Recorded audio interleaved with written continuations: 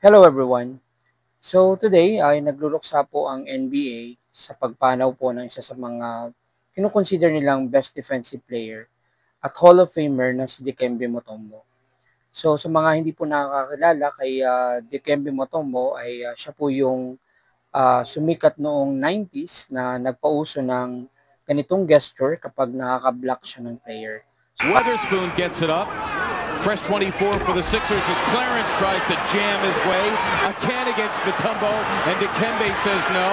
Clarence and Mutombo's No, Mutombo shaking his finger. Yes. So parang sinasabi niya na not in my house. So eventually, Michael Jordan returned the favor nung dinakdakan siya ni Michael Jordan. Get a ball for the fresh shot clock. MJ. Oh, he did it! On Mount Mutombo.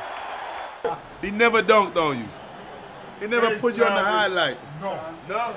He said, I would love to have you in my poster, but it's not happening. It's not gonna happen. You know he lying. So anyways, namatay po si Dikembe Mutombo at the age of 58 due to brain cancer. Hindi po natin matatawaran ang na-contribute ni Dikembe Mutombo sa mundo ng basketball. So, RIP Dikembe Mutombo.